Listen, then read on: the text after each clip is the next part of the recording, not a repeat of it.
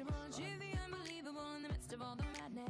My life's beautiful. Still I'm feeling restless, thinking I should rest less, work more, play hard, ready for the encore. Is this the kind of life I really want to live for? In my heart I know less is more, more, more. Life goes on with or without you. It's up to you what you're gonna do. You could go on, you could stay. Who cares anyway? Life goes on with or without you. Tell me, baby, what you gonna do? You could go on, you could stay. Well, who cares anyway?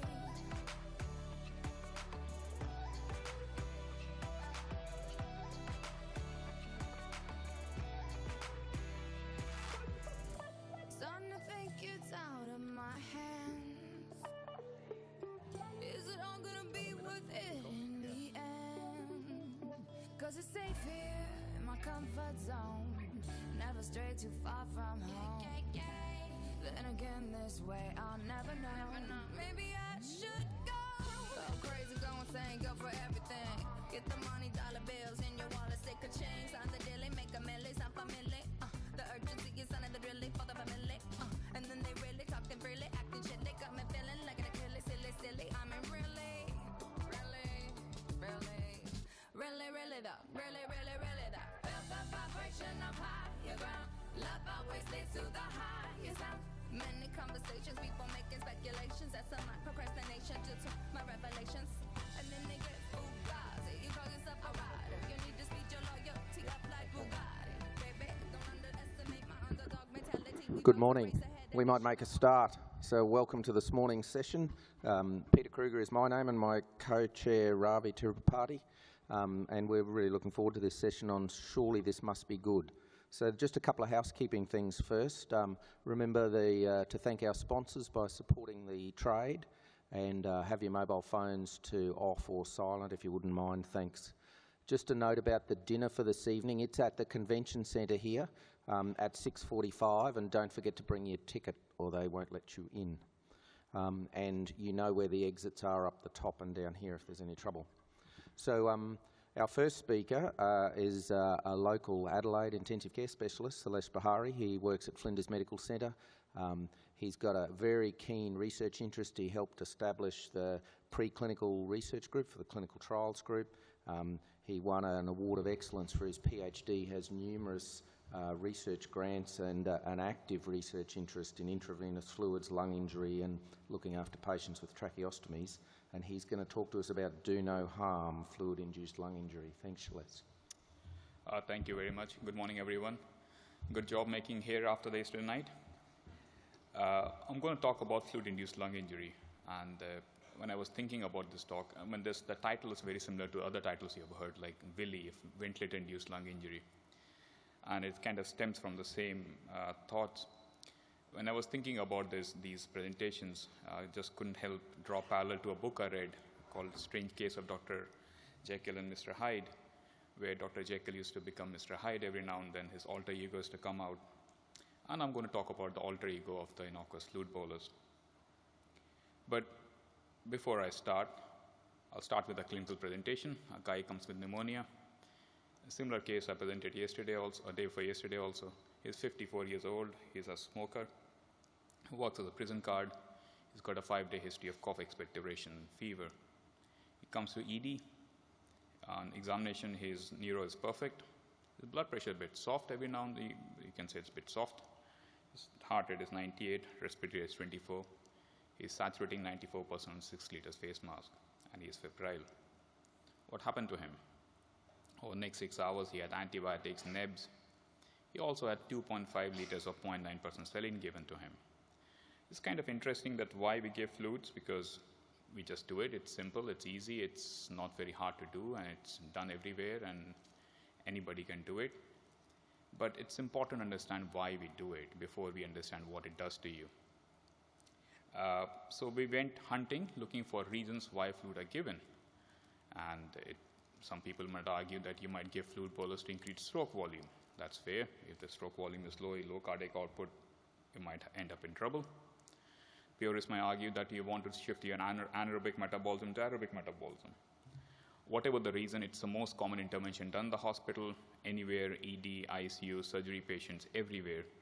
But there's always the human factor that you don't know what you're doing, or I do know what I'm doing, don't tell me off. We always give fluids. So we went looking because we didn't know. We went to ED first, and this is the results we published a few years back.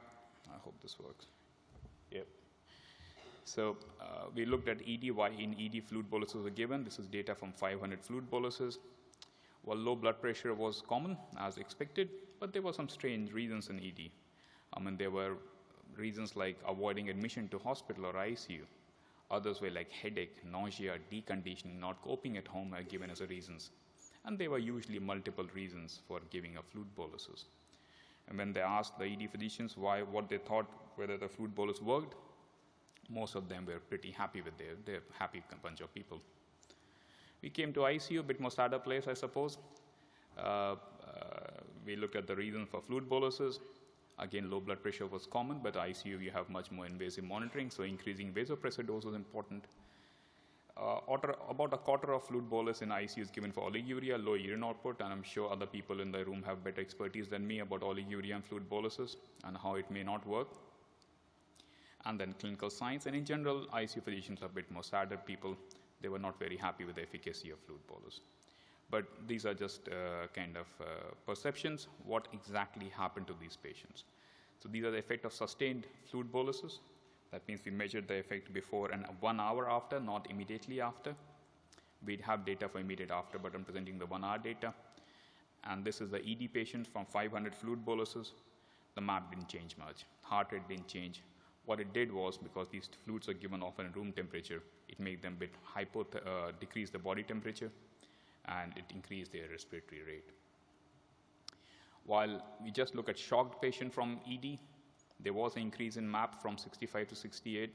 You can argue both ways, that's significant, non-significant. No change in heart rate, again drop in body temperature, and increase in respiratory rate.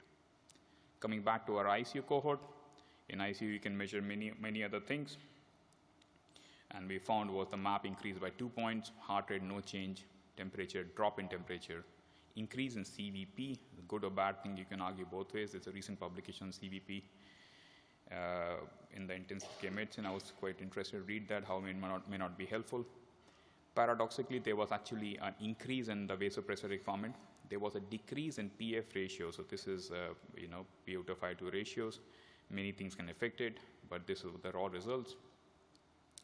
There's no change in urine output. You can make them hemodiluted, and there was no increase in markers of cardiac output, or no change in markers of cardiac output like venous gas or lactate.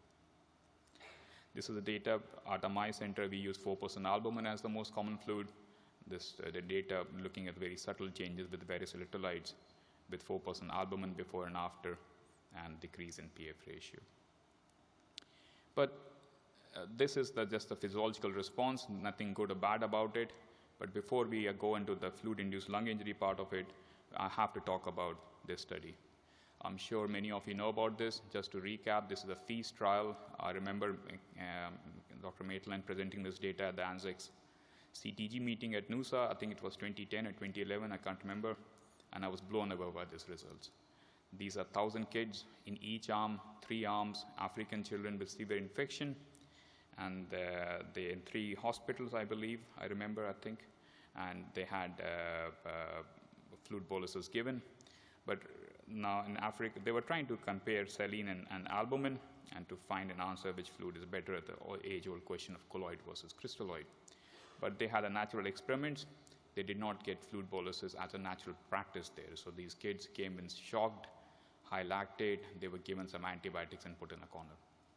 So what they found, I'm sure you know these slides, these are not new slides, they have been there for the last 6-7 years. 72 children more died in the group who got fluid boluses. Just imagine the number of body bags in that study. And most of the death happened in the first 24 hours. This study has been criticized in many ways. We don't understand the mechanism, how the children who were so sick, who should be a standard Western practice to give them fluid boluses, led to death. We don't understand the mechanism. It is all speculative. And the death happened across the board. This is the subgroup analysis of various subgroups, pre-specified subgroups. You look at lactate, hemoglobin, malaria. A lot of children had malaria in that study. everywhere suggested that no fluid bolus was better as compared to either saline or albumin. This is not the only study. There was few other studies out there. This is the classic study, is in sepsis patient. This is a European study. Again, similar kind of angle. Fluid restriction is better than standard care. This is the New England article last year in sepsis patient. The time to antibiotics decreased mortality, but time to fluid bolus had no effect on mortality. Coming back to my this is all the background. What we did was, in our patient, this happened to him almost 18 hours later. And I don't know what happened, how this happened, whether this was just progression of pneumonia, which happened in 12 to 18 hours, I think it was 18 hours apart. Did he become drowsy and aspirated? Did he develop a heart failure, a diastolic, systolic heart failure? We had an echo done, which was essentially normal. But I want to propose a new term here. It's called fluid-induced lung injury. Now, it's a new term. It's been around the literature for a while now, but it's been investigated in the last few years. Now, I don't want to focus too much on this schematic. This is just a summary of my PhD work, but essentially what we showed was in healthy rats, there's nothing wrong with these rats. If they give them a large fluid bolus, they develop lung injury. When I say lung injury, it's not classically lung injury can be hydrostatic edema. That means you get more water in a very simple way, or you get protein into the lungs, and this was permeability lung edema, and we had histological changes in those lung histology slides. How this was happening was we didn't understand the mechanism. We were just seeing the results of these things, and I'm just going to summarize this in quite a complicated kind of a diagram, but I want you to focus on two things. Whenever you give a fluid bolus as a bolus, there's increase in shear stress. This leads to activation of these endothelial channels called PRP channels. I'll like you to focus here, leave these mediators apart at the moment. These are endothelial channels, found actually in various places. Pulmonary endothelium is one of them. Leads to activation, leads to calcium influx, leads to exocytosis of various storage vesicles. One of them is viable Pallade bodies, and leads to release of angiopoietin-2, P-selectin, and others. It finally leads to increase in gap junction and increase in protein and edema, and finally lead to surfactant dysfunction. And these are various aspects we investigated in the last few years. But today I'm going to present some work about the PRP V4 channels and something about angiopoietin-2 as we go along. But this is all related to this diagram. This is a ruthenium red. Now, ruthenium red this is quite an old study now. Ruthenium red is a very non-specific blocker of PRP V4 channels. It blocks many other things. What we found was in those healthy rats, if you pre-treated them with ruthenium red, they did not develop those lung injury. We had to confirm this mechanism, so we went to the TRPV knockout mice. You can genetically knock out these genes so they don't express the TRPV4 channels. And again, confirming our findings, they did not develop the lung injury after large fluid bolus. Remember, these are healthy animals. This is a recent study which we have just finished, where we got TRPV specific antagonists from GSK. They are developing these drugs as a part of their program for heart failure patients. And we did a kind of a dosimetry, and we got a trend towards decreasing in lung injury with a high dose of these blockers. And we re-established our Philly model in healthy rats. We also look at time course and resolution, because these are healthy rats. I mean, they should not die from these things. And we look at various time intervals. The brunt of the lung injury usually happens after large fluid bolus, around 1 hour interval. Remember, in our patients, we are finding these PF changes at 1 hour interval, and there's trends towards resolution around 1.5 hours. So there is some resolution pathway also active, which needs further investigation. We looked at various organs. I mean, my area of kind of work is around lungs. I'm not an expert in brain and kidney and liver and muscle, but we looked in a very, very crude way of looking at edema, and it did not come as significant, or there was one time point which was significant in brain, but nothing else was significant. So not only us, this is the data from Brisbane, where John Fraser and his group has done fantastic work essentially replicating the feast trial in sheep. They made the sheep sick, and then they gave them large fluid boluses. And in kind of agreement with the FEASE trial, what they found within those sick animals, the fluid bolus paradoxically increased the vasopressor requirement. And they think the reason for harm, or the presumed harm with the fluid boluses, is because of ANP. It's an atrial natriuretic peptide, and I'll come to that in other models in a second. And then glycocalyx injury, and I'll come to the glycocalyx shedding with fluid bolus in other models. Now, as I said, there were previously some slides about PRP V4 channels. This is a slide about angiopoietin. It's an important mediator. Just to summarize, and this is a very dirty summary, but this is what it is.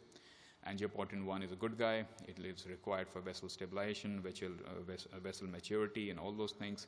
Ang 2 is a bad guy. It's bad outcomes in sepsis, lung injury. It's also, in our lung injury world, it's marker of endothelial lung injury. But it's also shown to be involved in inflammation, and it permeates the action of TNF-alpha. Remember, those children in that FEASE trial died within 24 hours, so they were dying with shock in the first 24 hours. It permeates the action of TNF-alpha, and it's also involved in the endothelial glycocalyx breakdown. So that's why we got interested in angiopoietin 2, and more importantly, the ratio between angiopoietin 1 and angiopoietin 2. We looked in an animal model again, and we found that there is an increase in angiopoietin 2 levels in healthy animals after you give them a large fluid bolus. So these were all animal data. I will not bore you too much with animal data. I think it's not the forum for it. So we went through some human data. So this is the data from Rachel Park and her fantastic group in New Zealand. They published a study in a few years back looking in cardiac surgery patients who had either a usual clear of fluid bolus or a restricted fluid bolus based on stroke volume variation. They published it, and they also took some blood samples in this patient at various time intervals. I remember in one of the preclinical meetings at CTG, we had a quick meeting and said, look, we've got these blood samples, we want to have a look at it. So we applied some funding, and we looked at those blood samples. These are some baseline data. What we essentially show is that this is a main result. This has just recently been published, that angiopoietin 2, if you divide the patient into large and high and low fluid bolus, after you control for various factors based on Euroscores, which is a severity marker in the cardiac surgery patients, there was increase in angiopoietin 2 in these cardiac surgery patients, and correspondingly decrease in Ang1 Ang2 ratio in those patients who got large fluid bolus. I'm not presenting the much of the clinical data there, but this was correlated with length of mechanical ventilation. We went to the next model, which was a healthy human model, and we kind of bullied many of our doctors in ICU to be healthy human volunteers, and they were given a not large fluid bolus, they were given a 30 ml per kilogram. So rats, the animal model was around 60 ml per kilogram, and in the human models we did 30 ml per kilogram, around 2 liters of fluid bolus. Now I'm going to present some original, this is a bit old data we published a few years back in Applied Physiology. We found that we compared 3 kinds of fluid. It was a bit different question then, but what we found was if we gave saline, there was increase in interstitial edema. We measured with lung B lines and airway resistance with impulse oscillometry, and with the 4% albumin, there was decrease in lung volumes. Now next slide, I'm really sorry for the next slide. It's a very busy slide. It's just data fresh from the oven. This study we have just finished, and we're writing the paper up as we speak. But let me walk through these slides as we go along, because I think these are important slides, and hopefully will be published soon. What we did in this study was we compared many other fluids. The world has moved on. There's talked about balanced salt solutions. There's talked about 20% albumin as a resuscitation fluid. So there's many other fluids in the investigation area. And there's lots of data points. Ignore them. Just walk with them with me. Oops, sorry. Saline caused various harm, kind of evidence of changes in healthy human volunteers. Now, we had 24 study days. Only one of them had very mild form of breathlessness. So nobody complained anything. They all felt fine with 2 liters of fluid. But these are very subtle changes. And we found interstitial lung edema, changes in airway resistance, specific and total airway resistance, which all was increased in the wrong direction in healthy human volunteers. Similar changes, but not as bad as with Hartmann's. And it's an interesting story. It's stories around chloride, and I think that's an area of research we all need to go to, because chloride angle has been investigated a lot with the kidney angle. There is a large channels in the lungs from the mechanistic point of view called CFTR and the chloride channels, which needs to be further investigated. And the colloids, either 4% or 20% albumin, all cause reduction in lung volumes across the board, probably more with 4% albumin, but that was the results. I'm not showing the cardiac results because that's for a different forum, but these are the blood and the urine markers. What I want to show is with saline is, again, for the first time, we showed that angiopoietin 2 increased in healthy human volunteers after you gave them large fluid bolus. Syntecanin is a marker for glycocalyx injury. It increased in healthy human volunteers. There is evidence of glycocalyx disruption with 0.9% saline. Is it specific with saline? I don't know. We did not find it in other fluids. What we did find was with 4% albumin, there was increase in NT-proBNP. Similar finding with ANP in sheeps, and it has been shown to kind of shred glycocalyx. But not only these findings, there are so many changes in some of the subtle changes in sodium, calcium, chloride, bicarb, pH. If you measure them properly, there's a lot of changes and these implications. I mean, these are drugs. Essentially, fluids are drugs, and these lead to a lot of changes. And whether you ignore them because you think this is a part of treatment, when you start looking them closely, you'll find different things.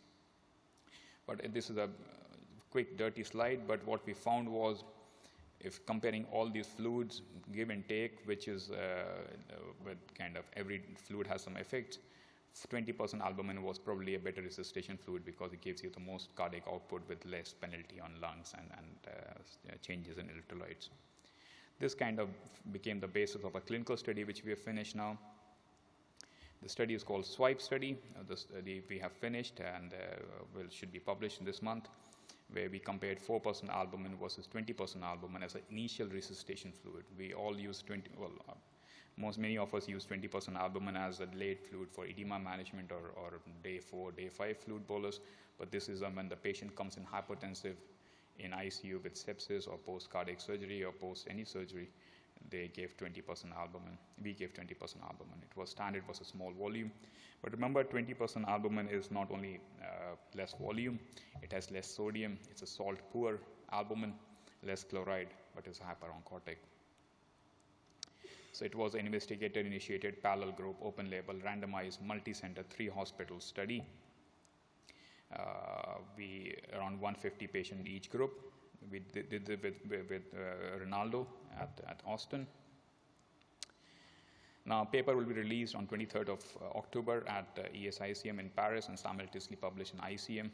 So I'm not allowed to tell you the results, but essentially it confirms our preclinical finding. The preclinical finding of 20% albumin being theoretically a better resuscitation fluid. It confirms it clinically, and hopefully you'll all read it in a couple of weeks. I mean, I've been to various fluid talks in my life, and the fluid talks have revolved kind of around the fluid balance story, that positive fluid balance, poor outcomes. I'm not going to go there. It's been shown in various organs, lungs, kidneys, gut, tissues. I will not go there, but I want you to focus very quickly on something else. That is fluid components. And fluid is not only fluid. Fluid is not only volume. It's made up of various things, sodium, chloride, calcium, pH. All these things are important if you start looking at it in a much more close way. I say about sodium because I've been involved with some sodium research in the past, because I'm going to just sidetrack a bit about sodium story. I think I've spoken about it in the past also, but just a quick recap. Adult ICU patient gets more than 220 millimoles of sodium a day. A normal requirement for an adult person, a healthy person with a normal kidneys, is 40 to 60 millimoles a day. And pediatric ICU patients get even more per kilogram. This is the data from all ICUs through the point prevalence kind of facilities.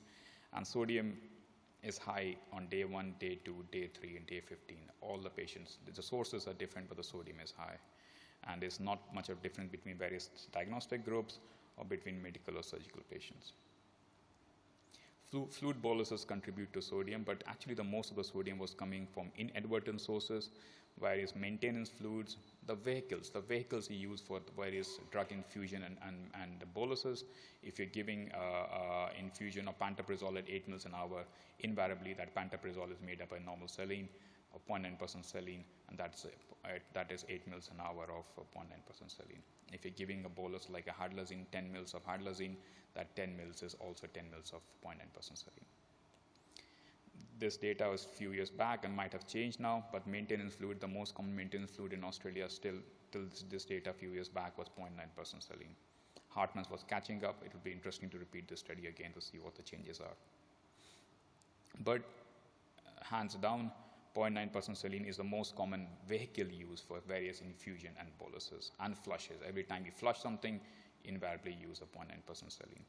And the reason is 0.9% saline is available in those small 10 mil vials. You can crack them open, arrange a syringe, and push it in, while none of the other fluids are available in that way. Actually, they are much more expensive, those small vials. That vials are much more expensive than a bag of any other fluid.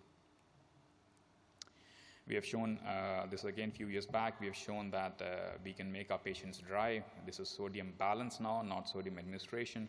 We can make them dry by day 3, day 4, but the sodium balance is high. And on the right-hand side, this is data from 4 centers, and the cumulative sodium balance in a sick patient, these are very sick patients, were around 700 millimoles positive.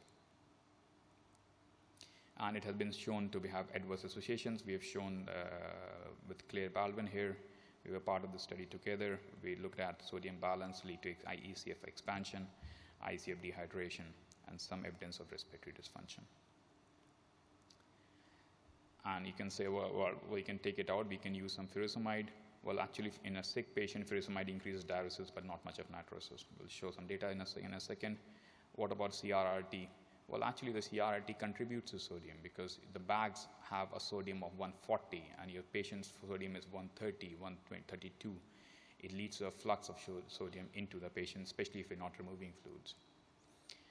If you're using EDD, the default setting of sodium in the EDD machine is 140 or 142. So if you do not carefully, you actually contribute sodium in these patients, which we published some time back. What about decreasing the load? And this is the kind of work we have been doing at Flinders for the last few years. We have been working quite hard with the IC pharmacists and the various ICU's nursing leaders, whether we can decrease it. And we're trying to kind of hammer in this maintenance fluid and the vehicle side of things. And we had the hypothesis that we can decrease it at least by 100 points, 100 millimoles. We developed these charts with the help of IC pharmacists, and we said, well, why can't we make in 5% glucose? So we looked up all the drug in the drug dictionary, whether they can be made in 5% glucose. Obviously, there are some drugs which can't be made up in 5% glucose. The classical one is phenytoin, which kind of precipitates. But most of the drugs is compatible with 5% glucose. And we put these charts in every bay, and they introduced a practice change at Flinders a couple of years back. This result should come out soon. It's been accepted for publication. What we found was that with this practice change, we decrease our sodium administration from close to 200 to close to 100 with no adverse electrolyte changes. Very busy slide, I'm sorry, but I'm going to focus on very quickly on a couple of things. Majority of the sodium was coming from these inadvertent sources, which we managed to kind of narrow it down. What about elimination? Well, we found that furosemide was ineffective. This is a paper we published a few years back where we added indapamide to furosemide and we created more natriuresis. In my mind, if you want to take the sodium out, you have to add a small dose of thiazide diuretic to it to help it. You can remove fluid with CRRT, and every now and then that's not possible because the patient is too sick. If you're doing an EDD, then you try to match your serum sodium because you have that option. Just to summarize all the sodium saga, modern ICU practices gives high amount of sodium. A sick patient with stress renal dysfunction, activation of renin-angiotensin-aldosterone system leads to sodium retention and sodium balance. Balance is bad for you. It leads to ECF expansion, edema, adverse effects. Current strategies of elimination like furosemide and dialysis is not entirely effective. Restriction strategy for 5% glucose for maintenance and diluent might work. We have shown in a single center it works. Use of diuretics such as indapamide in combination with furosemide and close attention to your sodium flux during dialysis might be useful. Finally, it is possible. We have shown in one center it's possible, it's safe, and has to be replicated in other centers. But fluid has other components, and chloride, I'm really interested in chloride side of story. I'm still looking for funding to do some annual work to look at the chloride side of story, because there was a study published earlier this year comparing balanced salt solution saline and showed that renal effects are better with balanced salt solution. Was the American Thoracic Society this year, where they published a lung side of story, and they showed a similar finding with lung. And I think there is a major angle which needs to be investigated. Similarly, with calcium, there's always a drop in calcium whenever you give albumin-containing fluids. What's the effects on cardiac contractility? We don't know. So these things have to be investigated, and similar a pH change. Just to close, before I close, I want to talk about the RELIEF study, couple of slides. It will be dishonest not to talk about this study. This study was done as a multi-center, multinational, non-pharma, high-quality trial. NHMRC gave it the highest quality study. The hypothesis was that these patients were in theater patients, not ICU patients strictly, and they were expected to require more than, I think it was 3 hours, might be wrong, long intra-abdominal theater time. And they said that restrictive fluid strategy will give you better outcomes as the hypothesis. Well, they found otherwise. The restrictive fluid strategy, which gave around 3.5 liters or 3.7 liters, around 2.5 less, actually led to more oliguria, vasopressors, kidney, and surgical skin infection. What happened here? We don't know the mechanism. Well, in anesthesia practice, it's very common to give vasopressors, i.e. metrominol or other aramine, to give as a boluses when you have hypotension, and super squeeze is bad. Fluid probably given as a continuous infusion rather than bolus is okay, and that needs to be investigated. What it means for ICU, for sepsis, bolus therapy, vasopressor therapy is not known. But what we did was, when the study was happening with our colleagues at Royal Adelaide Hospital, we collected blood samples for these patients before, after, and we got some funding from ANSCA to looking at various markers of lung injury, and we are rapidly going through the samples to understand the mechanism. So hopefully sometime in future we can understand the mechanisms behind these findings. Direction, 2 minutes ago, good, I'll be finished. Direction, this is an ambitious study which we have finished, that's why I was not here. We are doing bronchoscopies in healthy human volunteers after giving a large amount of fluid boluses. As you can imagine, this is ethically and logistically a difficult study, but we did 28 healthy volunteers, and all of them survived. And we'll show you the results soon. MRI, I want to get some funding to look at MRI to quantify the edema. More mechanism, and that's a key. PRP V4 is just one mechanism. There are others out there. We need to understand it. Chloride effect needs to be investigated. Rate, bolus versus continuous, temperature effect, different fluids, answers this all the time.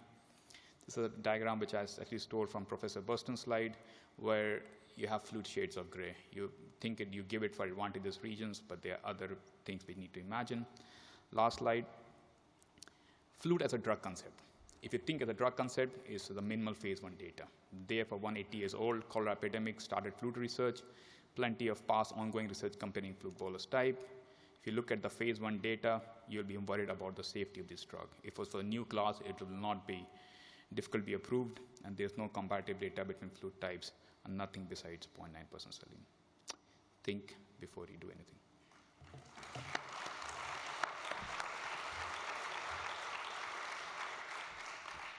Thank you, Shailesh, for a great talk and a thought-provoking talk. I'm sure there will be many questions, but in the interest of time, I think we got to move on. If any questions are there, please catch Shailesh during the tea break. Thank you very much, Shailesh. Thank you.